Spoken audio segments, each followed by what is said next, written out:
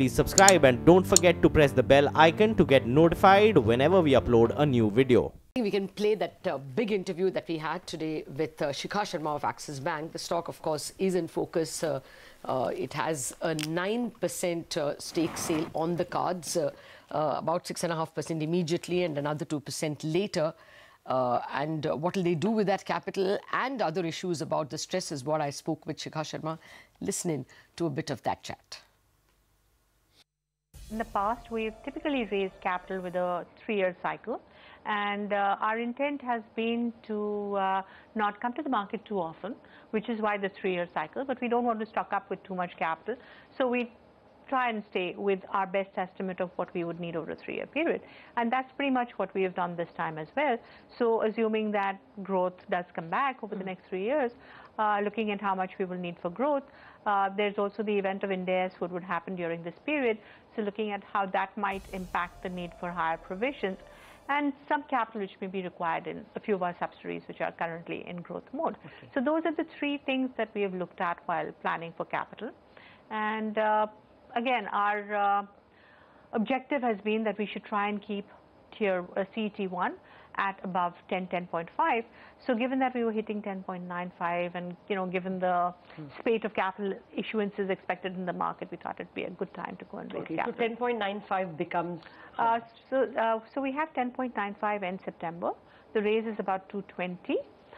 Given that we may use up some for growth, currently we would expect that maybe we will end up with about 12.75 CET1 at the end of the financial year. Okay, fair enough. Now, how much of this is for growth? Would not some part be for loan loss because, there is a big NPA as well to provide? Yeah. So money is fungible. And if we look at the combination of money that will come through the capital raise plus internal generations over the next 3 years, the largest portion of this capital, internally generated plus raised, will certainly go for growth. And then we do expect that Ind AS could imply an increase in provisioning because of the definition of stage 2 and the requirement to provision that on an accelerated basis. So I think that will be the next bucket, and then it would be the subsidiaries.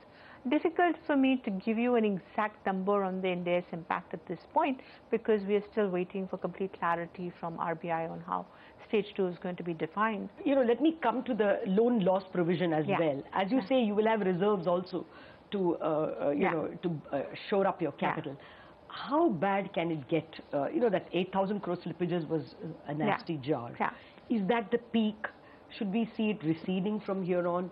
And where do we end? 5.9 becomes what? 7? So again, on the whole recognition issue, a couple of years ago, it was primarily based on record of payment.